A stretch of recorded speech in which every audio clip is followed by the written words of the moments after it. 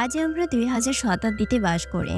আর এই কোয়ার্টারটি আজ থেকে প্রায় ৩০,০০০ বছর পরে, যেখানে দেখানো হয় আমাদের কর্মফলের দ্বারা তৈরি অতিরিক্ত গ্রিনহাউস গ্যাসের কারণে পৃথিবীর সমস্ত বরফ গলে সমগ্র পৃথিবীকে আজ এক বিশাল আকারের সমুদ্রে পরিণত করেছে। সমুদ্রের পানির লেভেল ৫০,০০০ ফুট উপরে উঠেছে। চারিদিকে শুধু পানি আর পানি, কোথাও কোনো সমতল ভূমি দেখা নেই। এর মাঝে যারা প্রাণী বেঁচে গিয়েছিল তারা সমুদ্রের মাঝে নিজেদের বসবাসের জন্য বসতি নির্মাণ করেছে।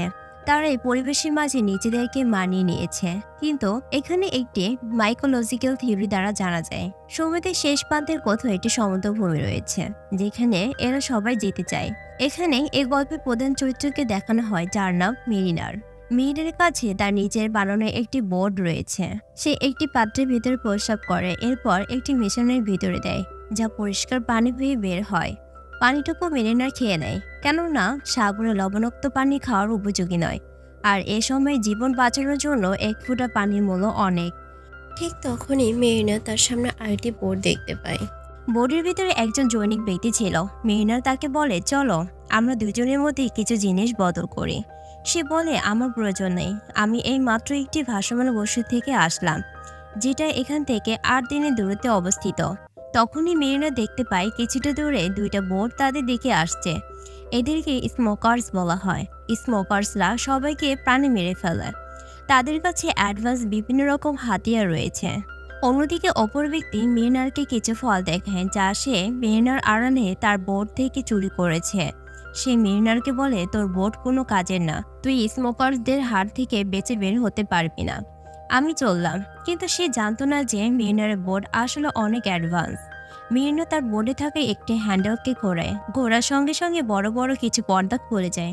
এ ধরনের বোটকে ট্রিমিনার বলা হয়। আর এখন মিনারের বোট অনেক দ্রুত গতিতে চলা শুরু করেছে। যে মেরিনারের ফল চুরি করে পালাচ্ছিল, মেরিনার ওর বোর্ডের এইটা অংশ ভেঙে সামনের দিকে এগাতে থাকে। বোট ভেঙে যাওয়ার কারণে তার স্পিড দ্রুত গতিতে কমা শুরু করে। আর এই সুযোগেই পেছন থেকে স্মোকার্সরা ওকে মেরে দেয়। কিন্তু মেরিনার ওখান থেকে বেঁচে ফিরতে সক্ষম হয়। পরবর্তীতে মেরিনা সেই ভাসমান বস্তিতে পৌঁছে যায়, যার কথা সে ওই ব্যক্তির কাছে শুনেছিল। মেরিনা সেই বস্তিতে আসলে তাদেরকে কিছু তার কাছে থাকা জিনিস দেখায়। তারা বলে, এরকম ব্যাপারে আমাদের কাছে অনেক আসে, আমাদের এগুলো কোনো প্রয়োজন নেই। কিন্তু মেরিনা যখন তাদেরকে মাটি দেখায়, তখন তারা ঘাবড়ে ওঠে। কেননা আজকের যুগে সোনা হীরা যেমন মূল্যবান, ঠিক তেমনি ওই সময় মাটিও ও তাদের কাছে অনেক মূল্যবান। মাটি দেখানোর কারণে মেরিনারকে তারা ভিতরে ঢুকতে দেয়। ওরা যখন মেরিনারের মাটিগুলোকে ওজনে দেয়, তখন সেটি ৩.৫ কেজি হয়। তার বদলে তারা মেরিনারকে ৬২ পয়সা দিতে চায়। মেরিনার বলে, আমার ৬২ পয়সা নয়, এর দ্বিগুণ চাই। ওরা তখন তার দ্বিগুণ দেওয়ার জন্য রাজি হয়ে যায়। এই যুগে মাটি এত মূল্যবান হওয়ার একটি কারণ হলো, মাটিতে বিভিন্ন রকম ফলের গাছ লাগিয়ে নিজেদের জন্য খাবার ব্যবস্থা করা সম্ভব। মেরিনা তার পয়সাগুলোকে নিয়ে পাশে থেকে একটি দোকানে যায়। দোকানে গিয়ে সে পান করার জন্য কিছু পান ক্রয় করে। তখনই মেরিনা দেখতে পায় তার কাছে একটি টমেটো গাছ রয়েছে। মেরিনা তার কাছ থেকে সেই টমেটো গাছটি কিনে নিতে চায়।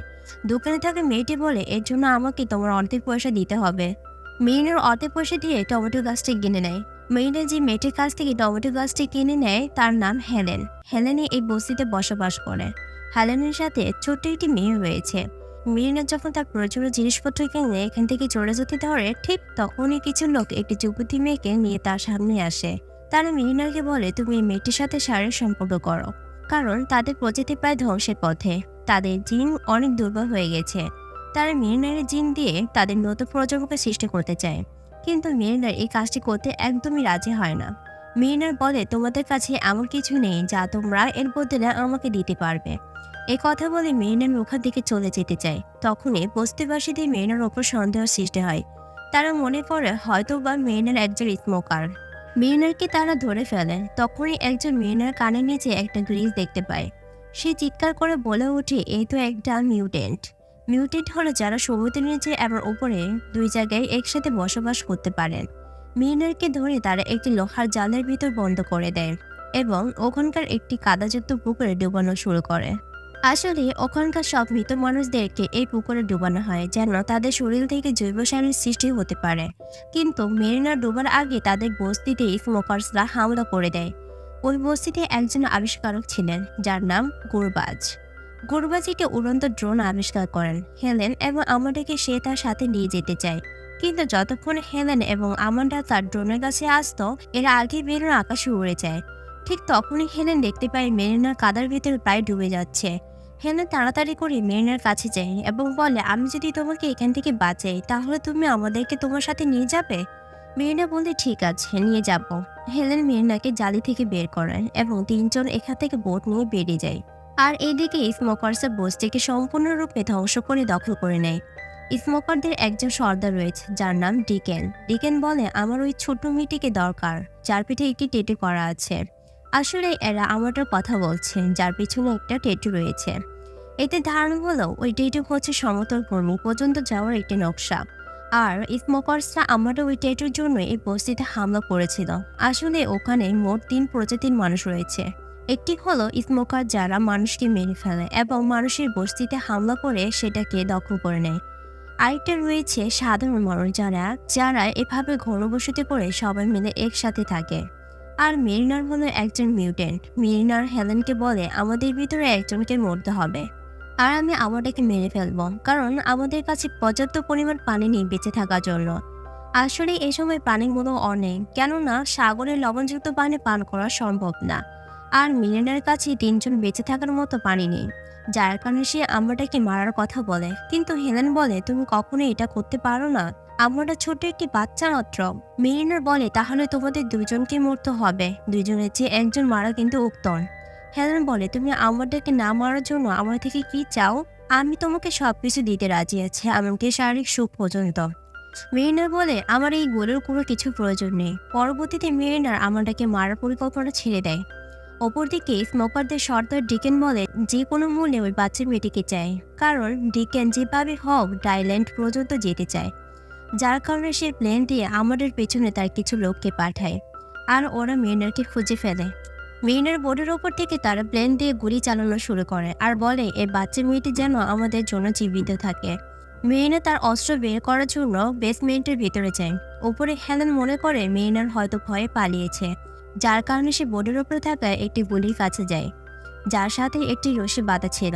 সেই গুলিটি দিয়ে প্লেনের ওপর হামলা করা শুরু করে। রশিটি প্লেনের সঙ্গে অনেক শক্তভাবে আটকে যায়। প্লেনের সঙ্গে রশিটি আটকে যাওয়ার কারণে প্লেনটি বোর্ডের চারপাশ দিয়ে ঘোরা শুরু করে, যার কারণে বোর্ডের বিভিন্ন অংশে বাউন্স শুরু হয়। এদিকে মেরিনার নিচ থেকে ওপরে উঠে আসে, এসে দেখে তার বোট ভাঙতে শুরু করেছে। মেরিনার তাড়াতাড়ি ওপরে উঠে প্লেনের সাথে থাকা রশিটা কাটার জন্য।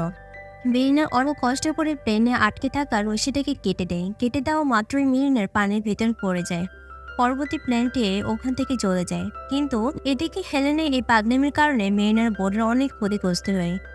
মেরিনার রাগের মাথায় হেলেন আর আমান্ডার মাথায় চুল কেটে দেয় এবং বলে পরবর্তী কখনো যেন সে তার বোর্ডের কোনো জিনিস হাতে না দেয়। এভাবে তারা কিছুদিন পাড়ি দেওয়ার পর হঠাৎ করে একটি নৌকাকে দেখতে পায় যেখানে একজন লোক দেখা যাচ্ছিল। হেলেন বলে, আমাদের তার সাথে কথা বলা দরকার, হতে পারে তার কাছে কিছু খাবার পাওয়া যাবে। মেরিনা দেখা করতে না চাইলেও হেলেনের কথায় তার সাথে দেখা করতে রাজি হয়। তার কাছে অনেক মূল্যবান একটি জিনিস থাকে, সেটি হচ্ছে কাগজ। কেননা সমস্ত পৃথিবী এখন পানি নিচে, সব জায়গায় পানি। এমন অবস্থায় কাগজ পাওয়া প্রায় অসম্ভব ব্যাপার। মেরিনার আর হেলেন তার সাথে এই জন্য কথা বলে যে তার কাছে হয়তোবা কোনো খাবার পাওয়া যাবে, কিন্তু তার কাছে কোনো খাবার থাকে না। মেরিনার মনে করে হয়তোবা কাগজের ভিতরে কোনো মূল্যবান লেখা থাকতে পারে, যার কারণে মেরিনা তার কাছ থেকে কাগজটি চায়। কিন্তু সে মেরিনাকে বলে কাগজের বিনিময়ে হেলেনকে তার সাথে শারীরিক সম্পর্ক করতে দিতে হবে। মেরিনা তার কথায় রাজি হয়ে যায়, বলে 30 মিনিটের জন্য হেলেন তোমার। সে হেলেনকে দিয়ে নৌকার নিচে আসে শারীরিক সম্পর্ক করার জন্য, কিন্তু সে কিছু করার আগে মেরিনার নিচে চলে আসে। সে বলে, আমাদের ডিল এখন ক্যান্সেল হয়ে গেছে, এই নাও তোমার কাগজ। সে বলে, তুমি এটা একদমই ঠিক করলে না, এবং তার কাছে থাকা চাকু বের করে মেরিনারকে মারার জন্য। মেরিনার হেলেনকে বলে, তুমি ওপরে যাও। মেরিনার সেই ব্যক্তিকে মেরে ফেলে এবং সমুদ্রে ভাসিয়ে দেয়। আর পরবর্তীতে মেরিনার বুঝতে পারে এদের দুজনের অনেক ক্ষুধা লেগেছে, আর মেরিনার নিজেরও অনেক ক্ষুধা লেগেছে, যার কারণে মেরিনা সমুদ্রের ভিতরে যায় মাছ শিকার করার জন্য। মেরিনা সমুদ্র থেকে বড় একটি মাছ শিকার করে আনে এবং সবাই মিলে পেট ভরে খায়। আমাদের মেরিনারকে বলে, আমি সাঁতার কাটতে পারি না, যদি আমার তোমার মতো পা থাকতো তাহলে আমিও সাঁতার কাটতে পারতাম। মেরিনার বলে, আমি জীবনে এমন কাউকে দেখলাম না যে সাঁতার জানে না।